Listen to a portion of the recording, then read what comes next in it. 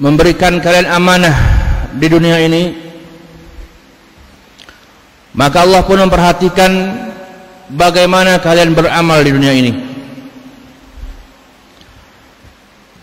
Sabda Nabi, dunia ini nikmat dan indah, sehingga mestinya tidak ada orang yang mengeluh dalam kehidupan di dunia ini. Karena sebenarnya kehidupan ini adalah satu nikmat dan penuh dengan keindahan. Namun kenapa kenyataannya banyak orang yang mengeluh?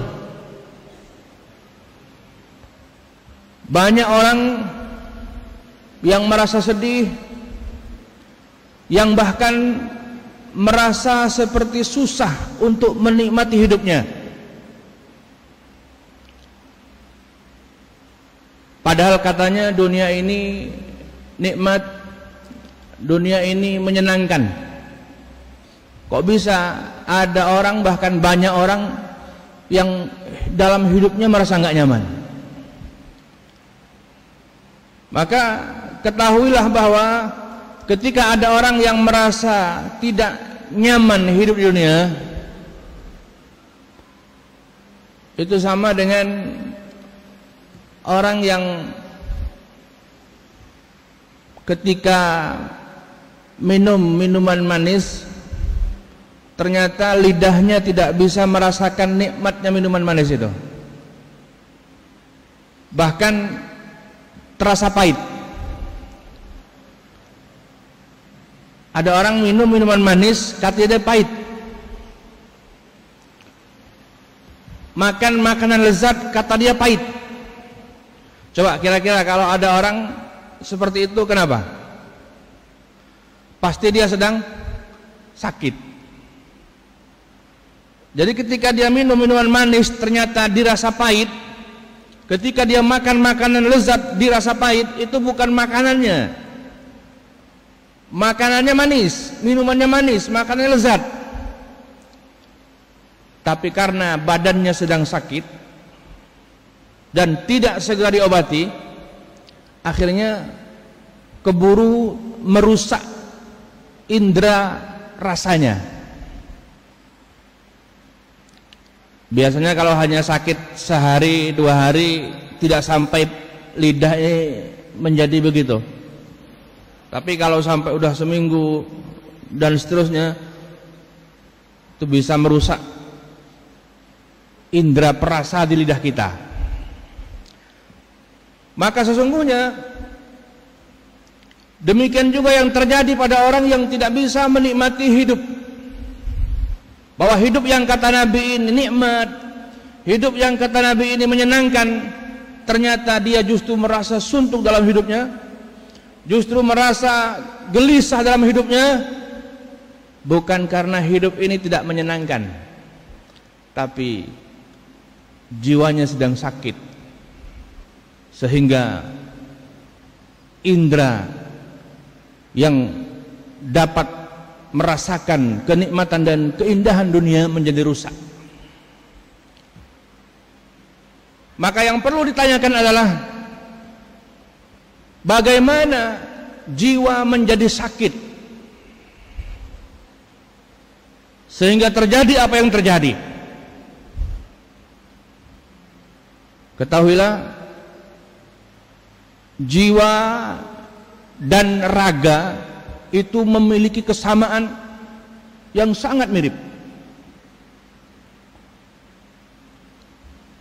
bahwa sebagaimana raga badan kita bisa sakit dan merusak indera perasa, demikian juga jiwa ini bisa sakit dan penyebabnya pun hampir sama, ada kesamaan. Coba misalnya badan bisa sakit, penyebab utama badan sakit adalah kurangnya makan. Orang kalau makannya kurang, itu bisa sakit. Bahkan kalau tidak makan dalam waktu yang lama bisa mati. Maka demikian juga dengan jiwa. Jiwa ini perlu makan. Kalau jiwa kurang makan akan mengalami sakit sama seperti badan. Bahkan sesungguhnya jiwa dalam diri seseorang itu lebih besar daripada raganya. Kalau badannya paling ditimbang berapa kilo? 70, 80. Tapi jiwa itu lebih besar dari itu. Itu sebabnya ketika badan untuk sehat perlu makan. Berapa kali biasanya orang makan? Umumnya orang makan itu 3 kali. Makan pagi, siang, malam. Dan saya katakan tadi, jiwa itu lebih besar daripada raga, sehingga makannya pun lebih banyak. Makanan jiwa itu lebih banyak daripada makanan raga. Kalau raga perlu 3 kali, maka sesungguhnya jiwa perlu makan minimal 5 kali. Apa makanan jiwa? Makanan utamanya adalah sholat. Sholat fardu yang 5 kali itu ibarat kita kalau badan makan nasi 3 kali. Kalau sholat qobliyah, ba'diyah, duha dan lain-lain itu ibarat cemilan. Kalau makan cemilan.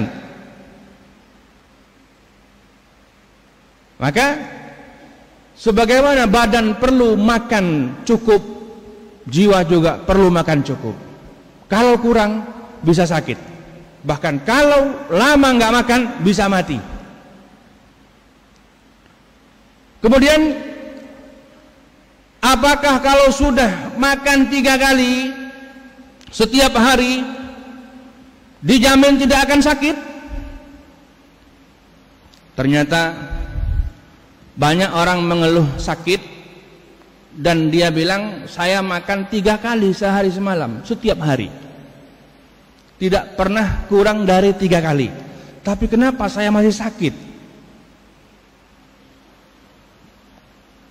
Setelah diselidiki ternyata memang benar makannya tidak pernah kurang 3 kali setiap hari, tapi dia sering telat makan.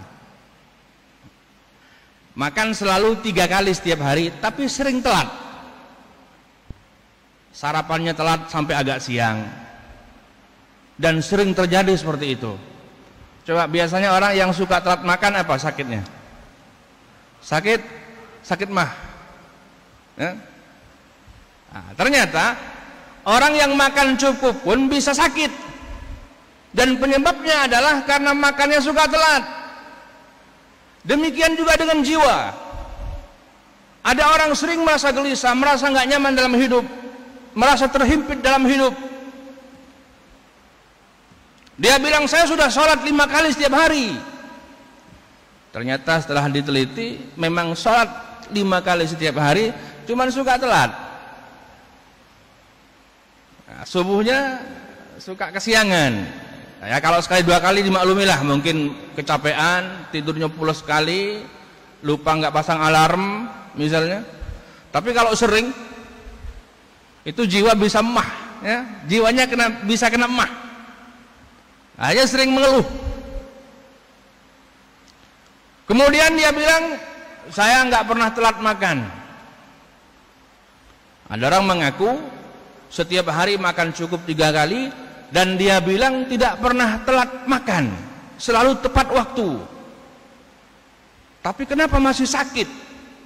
Banyak penyakit di badannya, bahkan sampai-sampai lumpuh nggak bisa jalan. Setelah diteliti, oh ini ada masalah di pencernaan. Penyebabnya apa? Kebiasaan kalau makan langsung dikunyah. Jadi kalau makan langsung dikunyah, ngunyahnya sebentar lah, langsung ditelan. Maaf, bukan langsung dikunyah, langsung ditelan. Kebiasaan kalau makan langsung ditelan, ngunyahnya sebentar. sehingga ketika makanan masuk ke perut itu masih keras, masih kasar. Kata dokter, makanan yang kasar itu tidak bisa masuk ke usus 12 jari, tapi akhirnya numpuk di usus besar. Ketika makanan banyak numpuk di usus besar, semakin lama makanan itu lama mengendap di situ, maka makanan yang menumpuk di usus besar itu akan menjadi sarang penyakit yang akhirnya termasuk mengakibatkan penyakit kolesterol, asam urat dan sebagainya, di mana kita semua tahu dua penyakit ini kalau sudah parah itu bisa bikin lumpuh. Ternyata dia makan tidak kurang 3 kali sehari semalam, makan tidak pernah telat, hanya saja cara makannya yang tidak baik. Makannya tidak dikunyah dengan baik, dengan sempurna, langsung ditelan. Demikian juga dengan orang yang katanya sudah selalu sholat 5 waktu dan katanya tidak pernah telat, tapi ternyata dia sering mengalami masalah sehingga tidak bisa menikmati hidup, selalu mengeluh. Setelah diteliti ternyata ada yang salah dari cara sholatnya. Bukan dia tidak sholat, bukan dia telat sholat, tapi sholatnya sama seperti orang makan yang buru-buru langsung ditelan. Sholatnya buru-buru, tidak ada khusyuk. Jadi sholatnya nggak dikunyah. Sholatnya tidak dikunyah, artinya tidak dihayati. Sholatnya tidak dihayati, sehingga ketika sholat dilakukan seperti itu, apalagi buru-buru, apalagi sampai membatalkan sholat, artinya sholatnya nggak sah gara-gara buru-buru, nggak ada tumakninah dan sebagainya, maka sholat seperti ini tidaklah dapat membuat seseorang terbentengi dari perbuatan maksiat, sebagaimana yang Allah Subhanahu wa taala firmankan, innas salata tanha 'anil fahsya'i wal munkar. Sesungguhnya salat itu dapat mencegah seseorang dari perbuatan keji dan mungkar. Karena salatnya enggak pernah khusyuk, hanya salat begitu-begitu saja, akhirnya dia tidak menjadi orang yang anti maksiat. Sudah salatnya enggak pernah khusyuk, gara-gara enggak khusyuk itu akhirnya dia tidak terbentengi dan menjadi orang yang sering terjebak dalam maksiat. Maka ketidakkhusyuan dan maksiatnya itulah yang membuat dia kemudian hidup gelisah, tidak dapat menikmati hidup yang kata Rasulullah SAW, hidup di dunia ini nikmat dan menyenangkan. Dan kadang-kadang Bapak Ibu sekalian, ketiga-tiganya telah dilakukan dengan baik. Makan 3 kali cukup, tepat waktu cukup, dikunyah dengan baik, masih juga sakit. Kenapa? Ternyata dia sakit bukan karena tidak bisa menjaga kesehatan, bukan karena tidak makan dengan baik. Ternyata dia sakit karena ketularan. Ketularan. Ada orang lain sakit parah dan dia pun dekat-dekat dengan orang yang sakit itu, pulang-pulang dia jatuh sakit karena ketularan. Demikian juga dengan jiwa. Kadang sudah baik, ibadahnya udah bener, tapi bergaul dengan orang yang ahli maksiat, dekat-dekat dengan ahli maksiat. Orang yang dekat-dekat ahli maksiat itu kalau tidak menasehati, kalau tujuannya bukan untuk menasehati, maka hatinya yang awalnya merasa jijik dengan maksiat itu, hatinya yang awalnya merasa ingkar dengan maksiat itu, lama-lama rasa jijiknya akan berkurang. Pertama kali misalnya kita duduk dengan orang yang suka minuman keras, merasa jijik, merasa itu hal yang mungkar, yang tidak baik, yang dibenci Allah. Tapi kalau sering kita ngobrol dengan dia, sering kumpul dengan dia, apalagi ketika dia minum, pasti di hari kedua rasa jijik akan berkurang. Di hari ketiga akan berkurang terus. Dan ketahuilah ketika rasa jijik terhadap mungkar itu berkurang, artinya imannya berkurang.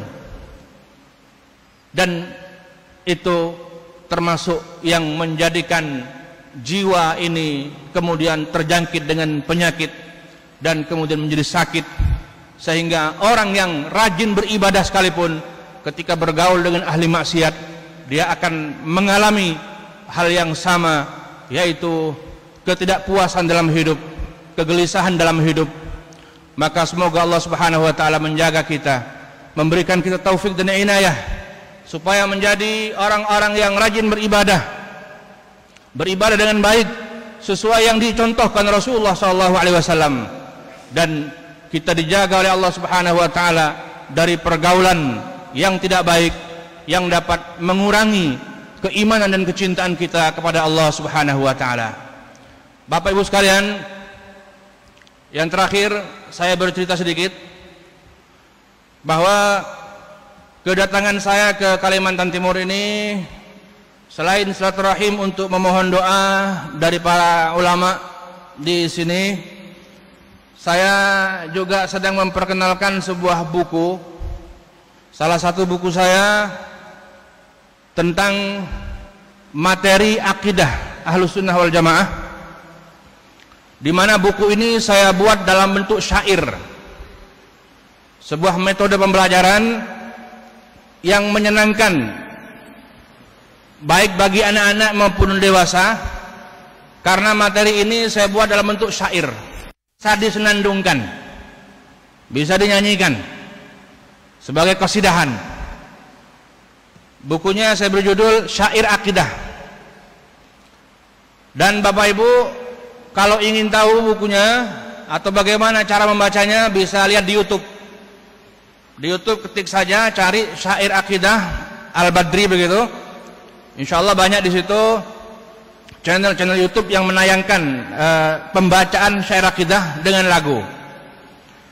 Karena memang fitrah manusia itu dengan lagu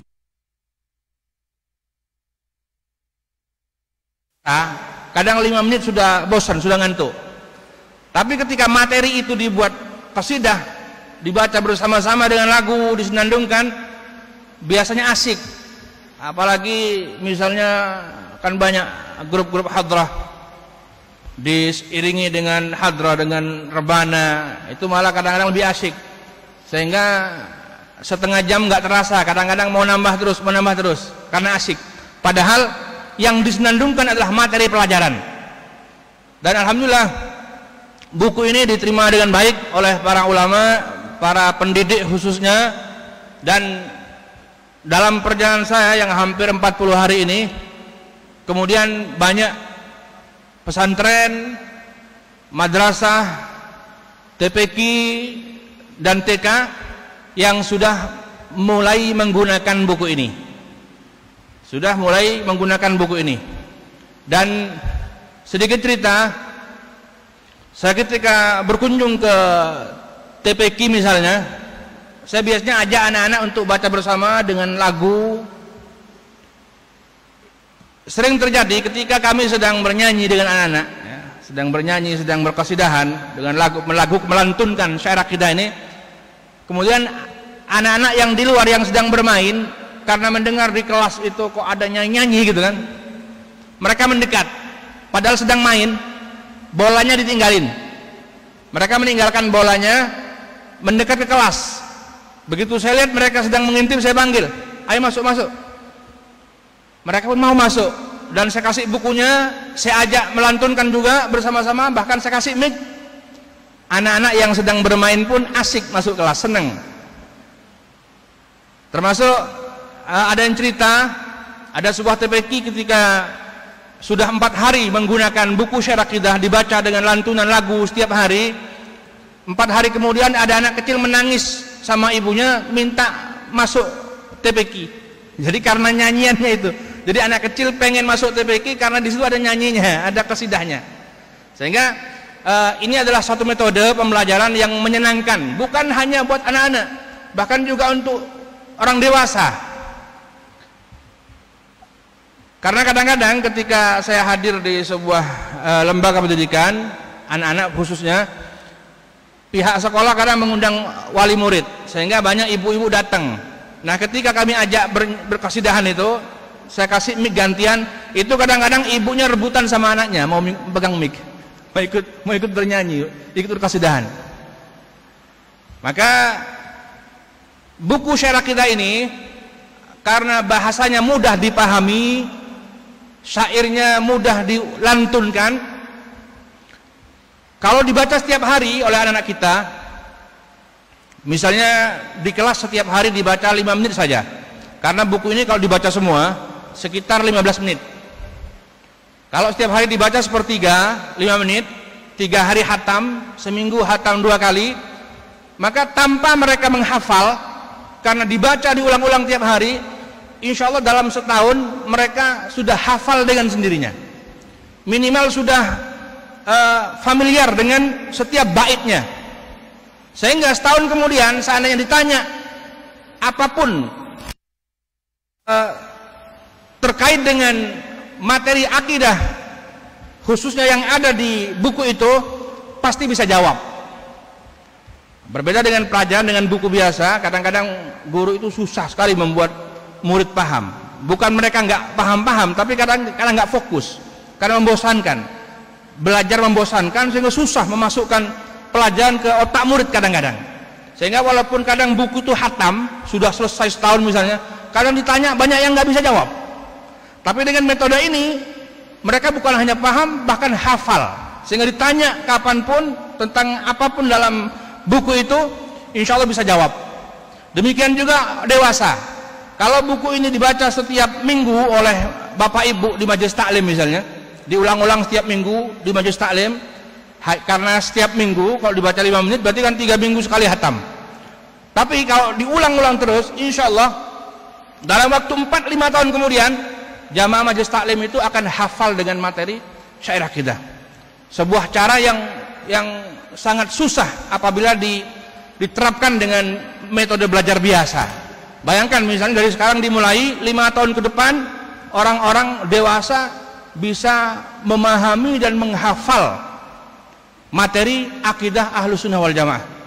Inilah yang sedang saya perkenalkan khususnya kepada kaum muslimin di Kalimantan Timur.